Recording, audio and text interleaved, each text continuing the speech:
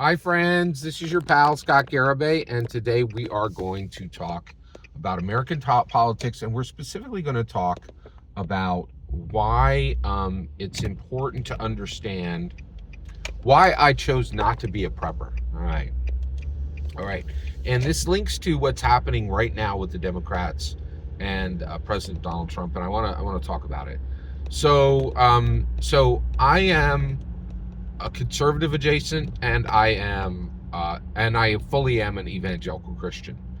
These communities are um, they're wary at best and fearful at worst. Right? So on the conservative side, everybody's like, oh, on the conservatives, oh, hey, have you seen how many people now have blue hair? The world's going to end, and you got to be ready. Are you ready? And on the evangelical Christian side, people will see someone doing some type of sin and saying, the end times are here. That regular person's doing this kind of sin. The end times are coming. Jesus is coming tomorrow. I kind of eye roll on both. I'm like, but there were two periods in my life where the prepper thing on the conservative side, so the prepper thing, being a prepper is very close to being evangelical Christian and a conservative. A lot of conservatives, and also those two things are married. The vast majority of evangelical Christians are conservatives, and so they're related. But there have been 2 points in my life where I was like, okay, I'm watching what's happening, I'm seeing what's going on, what's happening here, right? And there was 2 times in my life, 2 specific periods where I was like, oh no, it's the end times thing. We really are close to civil war in America, right? And I was like, okay, that's it. I'm gonna become a prepper, right? And so I started talking with one of my friends. I started talking with all my friends. I'm like, oh, I'm buying food in buckets, and then and started going down the road, and I never reached it, right? But part of that, and actually started talking to one friend, I was like, uh, you know, about to buy a long iron and a short iron. What should I buy? And they're like, I don't think you should buy either one. And I'm like, wait, I came to you because you own both. Why not? And he's like, it's not for you. And I was like, what? Like, what are you talking about? Right? He goes, it's the long iron, short iron thing is not for you, and nor is the prepper thing. And I was like, what are you talking about? Like, you like, he's like, well, I'm not a prepper. I just have plenty of long irons and short irons. That's my part of the community. And he was kind of a guru. People would come to him, ask him questions, and he knew everything about those things, right? And I was like, well, why don't I want to become a prepper? And he says, here's the problem with being a prepper, right? He's like, once you become a prepper, it's your whole world, right? So, everything you're doing is to make sure that at all times you have 6 months of food, right? You have resources that are in specific states, right?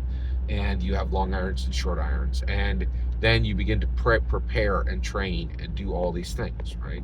I was like, yeah, I know all that, right? He's like, well, he says the reason people do this is they don't have any interests, they don't have any passions, they don't have anything unique about their personalities. There's no there. These people are just like, they're really not much, right? There's nothing there, right?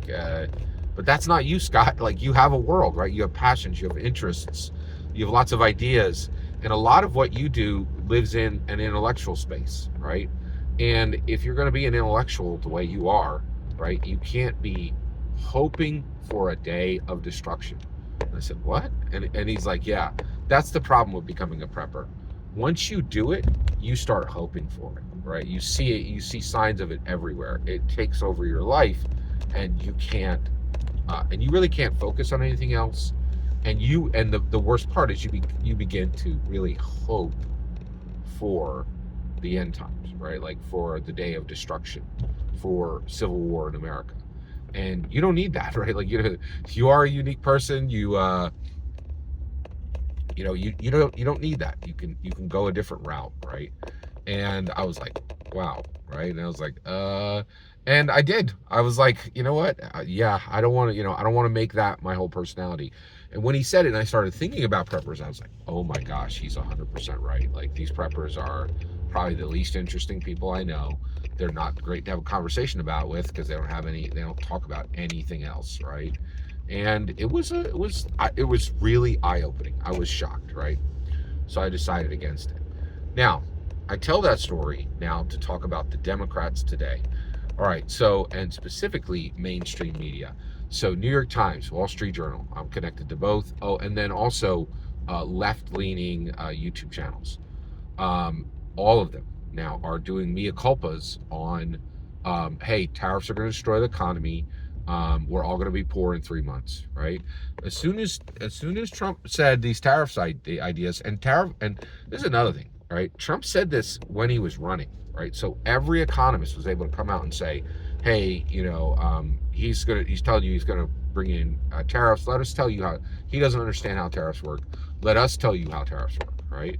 Everybody's gonna be broke in 3 months, right? Like, just the whole society will crash out, and he's an idiot, right? Like, they didn't say it flat, but they were like, he just doesn't know what he's talking about. He doesn't know anything, right?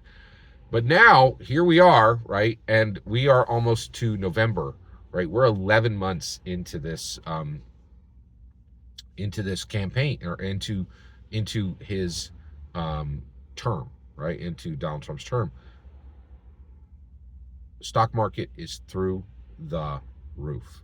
Okay, the rich are getting richer, and frankly, this is just my opinion. I don't have data for this, but this is what I'm seeing in my proximity. Rich are getting richer, and get this, there are more rich people, right? I'm seeing, and also, here's another one. Okay, so that last one is just what I'm seeing in my own life. Like, and you could dismiss that because you're like, oh, I don't want your observations, right? But I pay attention to my observations. I'm just seeing more and more rich people all the time, right? Then, in addition to that, okay,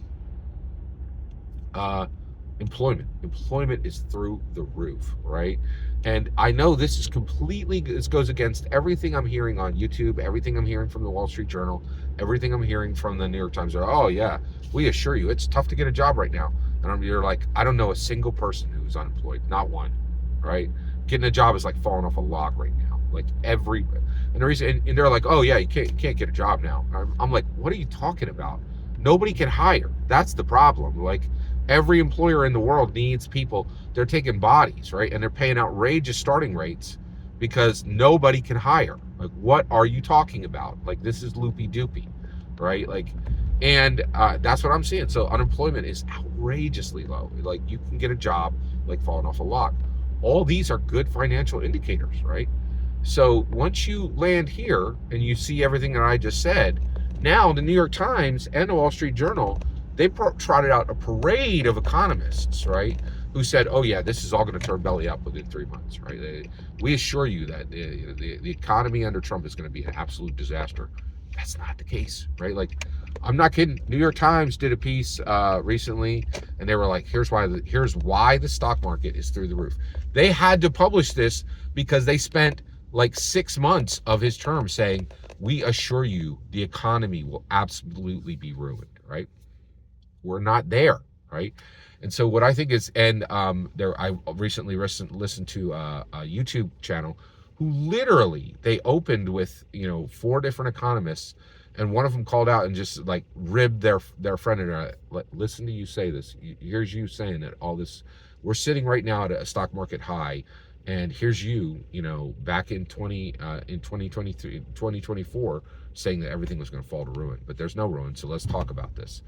It's everywhere, right? And so, what I think is interesting is now where the Democrats land. Well, where the Democrats land, and this is sticky, this is ugly, this is tricky. Now they're the preppers, right? The Democrats are desperately hoping for the day of destruction.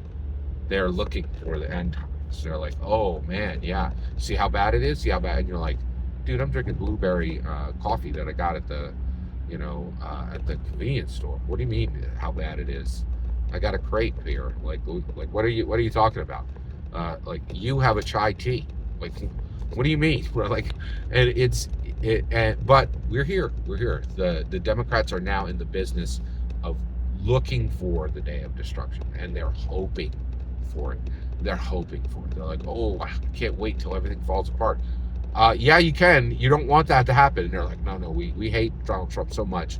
We'd rather see the entire nation suffer than take another day of this largesse. That's where we're at. Every single word you just heard in this video is my humble opinion. Nothing more, nothing less. The important part is when I get to hear your humble opinion. When you get in the comments and send your traffic. Please consider like, subscribing, and have a fetch millennium.